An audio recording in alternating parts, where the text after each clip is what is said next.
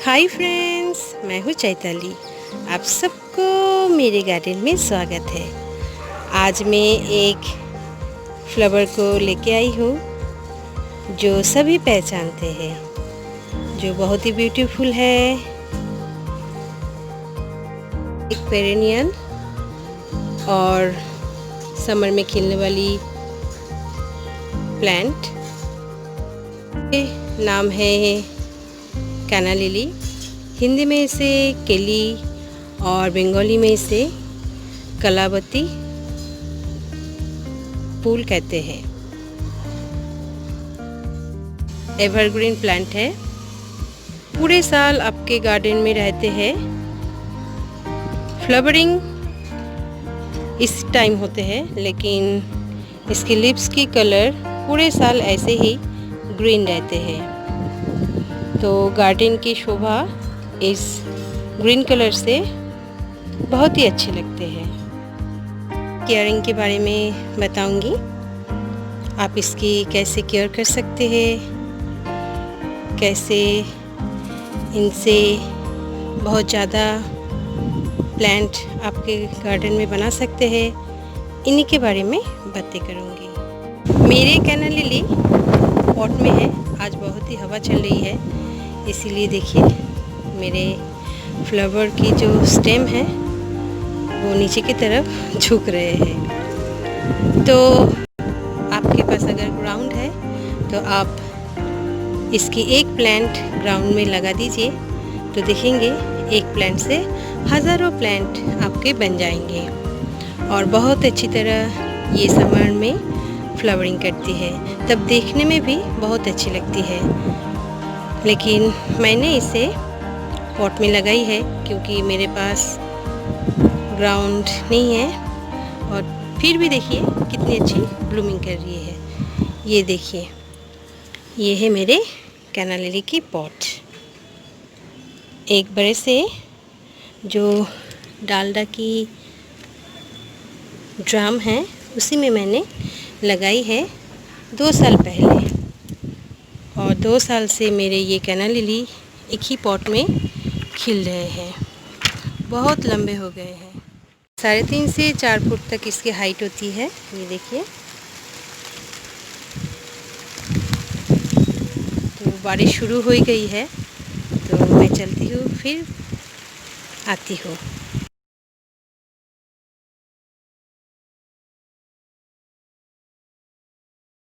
Leaves केले के पत्ते जैसे होते हैं, उसी टाइप के देखने में है।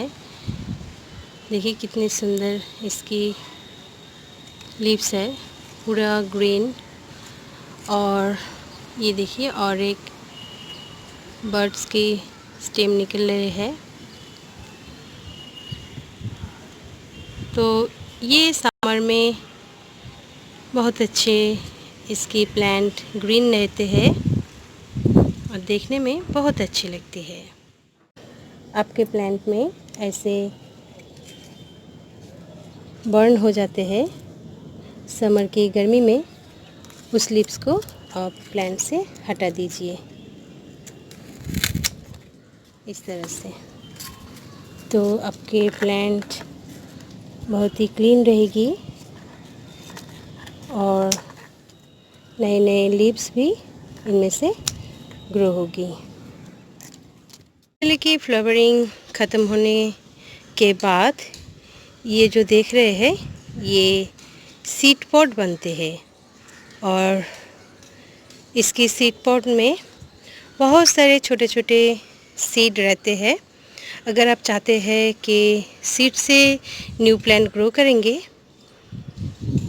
तो आप कर सकते हैं, लेकिन सीड से ग्रो करने से ज़्यादा न्यू प्लांट ग्रो करना बहुत ही आसान है। ये 2 वैरायटी होती है, एक है ड्रॉप वैरायटी की और एक है ये देसी वैरायटी। मेरे पास ड्रॉप वैरायटी की प्लांट नहीं है, वो आकार में बहुत ही छोटे हैं और छोटे से प्लांट में ही फ्लावरिंग करते हैं। लेकिन मेरे जो ये देसी वैरायटी है, ये इतना लंबा होने के बाद इसमें फ्लावरिंग होती है। ये है राइज़ोम जो कैना लिली के नीचे होते हैं अदरक की तरह, और इसी राइज़ोम से ही न्यू प्लांट ग्रो होते हैं। मैंने यहाँ से इस प्लांट को उठा ली है आप सबको ये दिखाने के लिए। तो इसको आप किसी पॉट में लगा देते हैं तो ये फिर से ग्रो कर जाएगी, और इसी राइज़ोम के इस साइड से न्यू प्लांट ग्रो कर जाएगी। तो बहुत ही इजी टू ग्रो प्लांट है। तो इस तरह से आप इस प्लांट की प्रोपगेट कर सकते हैं। लिली के राइज़ोम को हॉरिजॉन्टली आप किसी भी बड़े से पॉट में लगाइए तो देखेंगे पॉट कुछ ही दिनों में इसी राइज़ोम से न्यू प्लांट ग्रो करके भर जाएगी। प्लांट बहुत ही लो मेंटेनेंस प्लांट है और इसकी सॉइल भी ज़्यादा कुछ स्पेशल नहीं है। नॉर्मल गार्डन सॉइल के साथ सैंड और कंपोस्ट मिलाकर आप इसे लगा देते हैं तो ये अच्छी तरह से ग्रो कर जाएगी। पूरे साल इसकी ज़्यादा कुछ केयर करने की ज़रूरत भी नहीं पड़ती है। मेरे तो गार्डन में ऐसे ही रहते हैं। सभी प्लांट को जब मैं कंपोस्ट देती हूँ या फर्टिलाइज़र देती हूँ, इस प्लांट को भी मैं उसी तरह देती रहती हूँ। तो ये तो बहुत ही अच्छे चल रहे हैं, आप देख ही रहे हैं इसकी फ्लावरिंग। फर्टिलाइज़र में मैं इस प्लांट को स्लो रिलीज़ फर्टिलाइज़र देती हूँ, तो आप भी इसमें स्लो रिलीज़ फर्टिलाइज़र देंगे तो प्लांट बहुत ही हेल्दी रहेगी। प्लांट में कोई इंसेक्ट या मिलीबग की अटैक नहीं होती है। ये देखिए प्लांट मेरे पूरे क्लीन है। अगर आपके कैना लिली में कोई भी इंसेक्ट का अटैक होती है तो आप 15 दिन के अंतर अंतर इस कैना लिली के लीव्स में पूरे प्लांट्स में नीम ऑयल की स्प्रे कर सकते हैं। नीम ऑयल की स्प्रे सिर्फ इस प्लांट में नहीं, सभी प्लांट में जिनमें अटैक हुई है इंसेक्ट की, उन सभी प्लांट में आप नीम ऑयल की स्प्रे कर सकते हैं।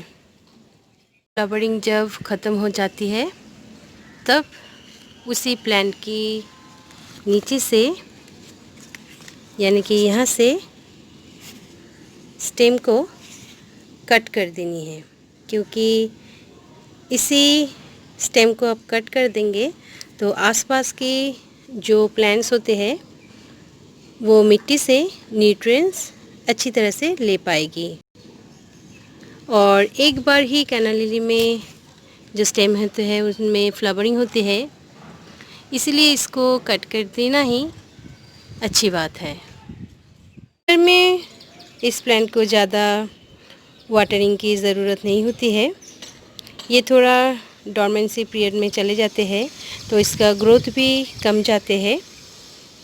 2-3 दिन के बाद आप इसमें वाटरिंग करेंगे, लेकिन समर सीज़न में इनमें 2 टाइम्स सुबह और शाम इसमें वाटरिंग ज़रूरत है। को कैसी लगी मेरी ये वीडियो मुझे कमेंट्स करके ज़रूर बताइएगा। मेरे चैनल को देख रहे हैं वो लोग प्लीज़ प्लीज़ प्लीज़ मेरे चैनल को सब्सक्राइब कर लीजिए, और सब्सक्राइब बटन के नीचे जो बेल आइकन है वो प्रेस कर दीजिए। वो प्रेस कर देने से मेरे जितने भी वीडियोस आगे आने वाले हैं वो आपके पास सबसे पहले पहुंच जाएगी। तो ये वीडियो देखने के लिए आप सबको थैंक यू।